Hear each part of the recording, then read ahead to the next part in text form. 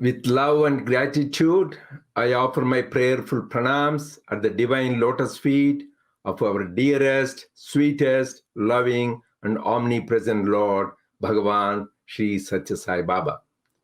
Dear brothers and sisters, loving Sai Ram to all of you.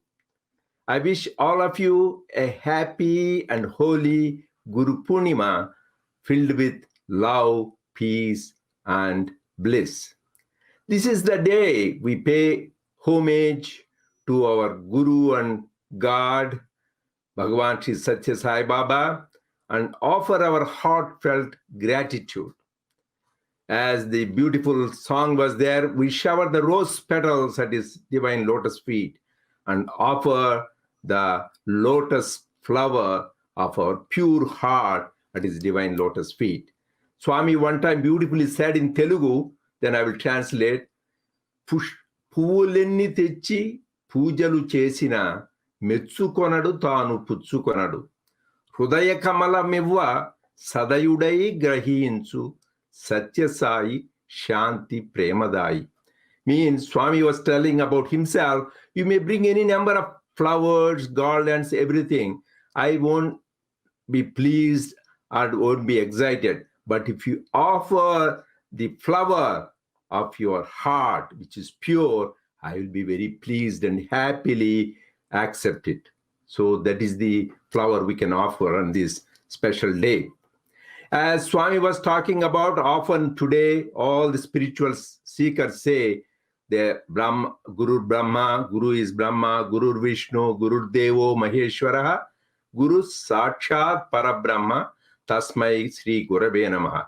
But Swami gave a beautiful inner meaning. That is the beauty of the Lord. Brahma is really the Guru. Vishnu is really the Guru. And Shiva is really the Guru. And Sakshat Parabrahman, Supreme Parabrahman is the Guru. So actually we can relate this to beautifully to Swami's life story. This unique episode happened on Mahashivratri on a Thursday, March 7th, 1978. I was fortunate to hear this story directly from Uncle Colonel Jogarao and Auntie Mrs. Ratanlal, who were part of this particular divine leela. Swami, as some of you may know, he was bringing out the lingam during Mahashivratri till 1977. Then in 1977, there was such a huge crowds and stampede. Swami stopped the public celebration of Mahashivratri. So in 1978, Swami went away from Prashanti Nilayam, and on the day of Mahashivratri, the Thursday, March 7th, 1978, he was going from Ooty to Vrindavan. On the way, he stopped in a place, Madhumalai forest, in a guest house. And after breakfast, Swami was out in the lawn, and as people would enjoy the people along with him, so had a photo session. So he invited everybody to have photograph with him. So those days, the Polaroid was new in the market, not the digital age like now. So you take a photograph right away, it is available. So the students and the guests were excited. They all come, each one has a photo with Swami, and Swami gives it back to them. Then this Uncle Colonel Jogarao had in his mind going on, who is Swami? Who is really he is? So, Swami is all-knowing. He knows even about what goes through our thoughts. So Swami told the student to take his photo by himself without anybody else. So meanwhile, the boy was about to click the photograph, and Swami's robe at the bottom was folded. So people want to make it look like Mrs. Ratanlal, who is a wonderful devotee and used to cook for Swami. She was rushing to correct the fold of the Swami's robe. So Swami is so sweet and gentle in his talk. That day, he yelled at her. He shouted, "Stop, don't come." So she was all scared, and she retreated back. Then the student clicked the photograph, and the photograph came out. And Swami gave it to Colonel Jogarao, because he was thinking who Swami is. As it developed, it becomes Dattatreya, the Trinity, Brahma, Vishnu, and Maheshwara together, with the accompanying 4 dogs, which represent 4 Vedas. So then Swami gave it to him. And then next day, Swami told the students in Vrindavan, that is my true form. So he is Brahma, Vishnu, and Maheshwara together. And Swami told the students also another interesting thing. If Mrs. Ratanlal that time, she was not stopped and touched me, she would not have survived. Because so much power in Swami, she would have been almost like electrocuted. So this shows Swami is our Brahma, Vishnu, Maheshwara. Then we also said Swami is Sakshat Parabrahman. There is one great saint by name Swami Abhedananda. He went to Prashanti Nilayam for spiritual guidance from Swami. Swami called him, so he had divine interaction. And then when he came out, he was in blissed out. And he happened to meet Professor Kasturi, who was an exemplary devotee and who was a biographer of Swami's life, Satyam Shivam Sundaram, and did a lot of wonderful work. So he told Professor Kasturi, Swami is Sakshat Parabrahman. He is that indivisible supreme reality from which everything comes, including all avatars. So he had that experience because he was of the Advaitic tradition, this Swami Abhedananda. And even he wanted to change his name to Sai Krupananda because of Swami's grace, he experienced. When he said that to Swami, Swami said, your name is Abhedananda. That means you don't see any difference. Why do you want to change the name? So Swami is Sakshat Parabrahman. So we may have a question. Does God has form? Yes, he has form. God has no form? Yes, he has no form. Does God has name? Yes, he has name. Does God has no name? Yes, he has no name. Does God has attributes? Yes, he has attribute. Does God has no attributes? Yes, he has no attribute. So God is everything, all in all, and also beyond all. That is why the Taittiriya Upanishad says, this is something, yato vacho nivartante aprapya manasasaha, something which cannot be comprehended by the mind and expressed in words. That is what the supreme reality is. That is why Swami repeatedly was telling, we are ourselves a Brahman, supreme Brahman, but we need to realize that. So in this previous avatar, which is Shirdi Baba, actually a lot of Shirdi Baba devotees consider him as the incarnation of Dattatreya, what I was talking about, Datta avatar. So in that avatar, Swami gave a beautiful significance of a particular shloka from Bhagavad Gita, chapter 4, shloka 34. You may refer to that. I will just touch briefly about it. The shloka goes like this. Tadvidhi pranipatena pariprashnena sevaya upadeshanchite jnanam jnaninam tattvadarshinaha. So this Sanskrit scholar, Nana Sahib Chandorkar, who was a great devotee of Shirdi Baba, he was reading the shloka, and Baba asked him what is the meaning, by word, not the total meaning of the shloka. He tries to tell, and then Swami Baba gave him the inner significance. There it says, if you go to a realized soul, a man of Brahma knowledge, he will give you jnana. He will give you jnana. That is what all the commentators write when they write the shloka. If you go to a realized person, because of their grace, they will give you jnana. But Baba said that is not correct. Say it is ajnana. Guru will give you ajnana. He said, no, Swami, all the great commentators, including Adi Shankara, says jnana. It doesn't matter. Read it again. Upadeshanti te ajnanam. And then that made a sense, because even our Swami says, who is the same incarnation, jnana, you are already embodiment of jnana. Something which comes, it always goes. So something which doesn't come and go is jnana. That's, you're already jnana. What all the Guru helps is to remove that ajnana, the ignorance. You can take example of sun covered by the clouds. The clouds go away, automatically that sun shines. Similarly, God, the Guru comes to remind us, remind me, my Lord. So he reminds us that we are that supreme Brahman. We are the embodiment of knowledge. Then how do you get that knowledge? In the same shloka, there are three ways. Tadvidhi pranipatena, that means the path of bhakti. That means you do the sashtang namaskar to your guru and worship him. And sevaya, by service. And that is the pariprashnena, by the path of inquiry. So all three yogas are covered. So by this, you serve the Lord. By the path of devotion, by the path of service, and path of self-inquiry. Just briefly, I will touch. Pranipatena, that means you serve the Lord with bhakti. How do you do that? That is also very simply said, common sense. We all can do that. Lord Krishna says in Gita, Yat karoshi, yad ashnashi, yad juhoshi, tadasi yat tapasyasi kaunteya, tat kurushva madarpanam. Whatever you do, whatever you eat, whatever you drink, whatever charities you do, whatever penance you do, japa, dhyana, everything offered to me. That is bhakti. Then you are pleasing the Lord. That itself, simple act, that it becomes devotion. As we practice that, then we develop this, ultimately we surrender. We are one with him. Then Swami says, the ultimate surrender is you don't see God and you as separate.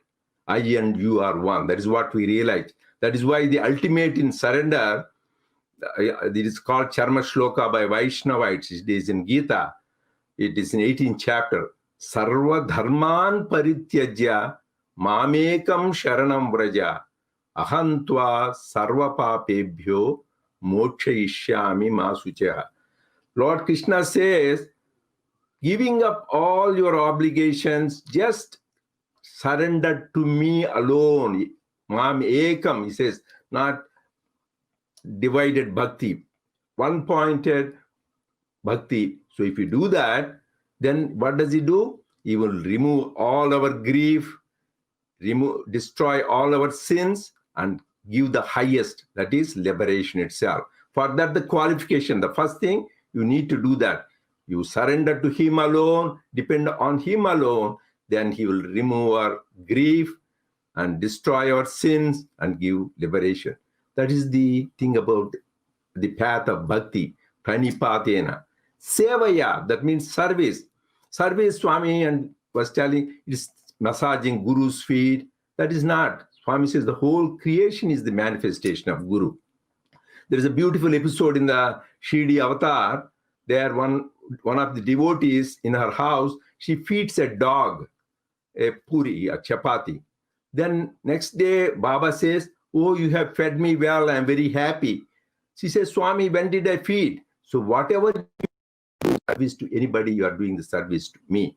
That is the message. So that is the important aspect of service is whatever seva we do to anyone, it is the Narayana seva. It is Manava seva, is Madhava seva. Swami, whatever we do, we are doing it for the Lord. That is the attitude with which we do. Then the seva helps us to purify our hearts.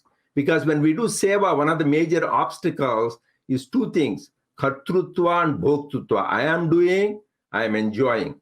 So this is very much a pitfall for all of us. We think we conquered. It is not easy to get rid of the doership and enjoyership. Even the gods were subject to that. I can tell you a brief story of what Swami mentioned in the Upanishad Vahini, in Keno Upanishad. One time there was a big war between the demons and demigods. After thousands of years of war, the gods won the war. They were very happy. They were celebrating. We won, we won. Then meanwhile, because the ego went up that we did the war, we succeeded, God, the Brahman, wanted to teach them a lesson. He comes down in the form of a big pillar of light, Icha, and appears before them. They were wondering, who is this? Then the Indra, the head of the gods, king of the gods, tells Agni, the fire god, go and find out who he is. He goes and asks, who are you? He says, who are you? Agni god gets insulted. Don't you know who I am? I am the powerful fire. I can burn anything into ashes. I can bite even the green forests I can burn. Oh, it is so? Then he puts a blade of grass in front of him. Okay, burn this. It is so easy, but he tries and tries, he can't burn. Then he gets humbled and he recognizes his folly. He goes back to and tells Indra, this is some power, I don't know what it is. Then Indra sends god Vayu, that is a wind god, go. And he goes and encounters the same power and says, who are you? I am the air, the wind, which can blow like tornadoes. I can blow out the towns, hills, hillocks I can destroy. Oh, so, okay, then blade of grass, try to move it. He tries, he could not. Then they recognize and they go back to Indra. We don't know who this is. You yourself now should go and find out. He goes, and meanwhile the pillar of light disappears, and in its place appears the mother, Haimavati, Uma. So she appears and blesses, and then he asks, Mother, who is that? She says, that is Brahman. He wanted to teach you a lesson because your ego was going up, that you are the one who is the doing. So in his love, because pride goeth before a fall, so he wanted to teach you so that you come to your senses and you know you are just an instrument. God is the one who is doing, and you happen to use you. So don't get bloated up. You are the doer and you are the enjoyer. So that is the way we should do seva, with the attitude of doing service to God. And second thing is always have that feeling that God is working through us. And third important aspect is now pariprashnena. He says you should inquire to know the Brahman. What is that pariprashna everyone should have? Koham, koham, who am I, who am I? And finally you realize, soham, soham, I am that, I am that. That is the realization we should have. That is what in the Vedas, Swami often quotes these four Mahavakyas. Prajnanam Brahma. First statement is, all things, everything, consciousness is Brahman. Then the teacher tells, yes, Tattvamasi, you are that, you are that, you are the Brahman. Then the student, like all of us seekers, we practice the sadhana. And then what do we realize? Aham Brahmasmi, yes, I am that supreme Brahman. And also, I am Atma Brahma, I am the Atma and Brahman. So this is constant practice. And just by saying I am Brahman, even a parrot and a tape recorder can say that. But it should be our experience. So it doesn't come easily. Actually, I would recommend people to read this Sutra Vahini, which Swami himself has written. First there they says, Atho Brahma Jijnasa.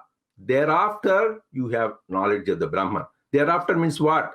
After we get a credentials, qualifications. If you want to have the knowledge of Brahman, we need to have certain credentials. One is Viveka, that is discrimination to see between the real and unreal. Second, Vairagya, that means detachment, renunciation from the unreal and attachment to God. Third is Samashat Sampati, 6 virtues to develop. I have no time to go on that. Dhamma, Shama, Uparati, Shraddha, and Samadhana, Titicha. These are the 6 virtues you need to develop. And finally, fourth one is Mumuksha. So if you have this qualification, then you realize you will be Brahman. Otherwise, just saying without those qualifications, you will go nowhere. So this is what Swami use this lesson, how we can attain Brahman. So we need to have that intensity to persevere this path, to have these qualifications, use either the path of service, path of devotion, path of self-inquiry. So in this beautiful shloka with the explanation, Baba has given the inner significance of these particular scriptures. So I pray to Swami to bless all of us with devotion, dedication, determination, discrimination, and detachment, so that we realize the goal supreme, that is self-realization in this very lifetime. As Swami says, the goal of life is to realize and manifest our innate divinity and experience the same divinity in everything, everywhere, ever. Jai Sai Ram. Dear brothers and sisters, loving Sai Ram again to all of you.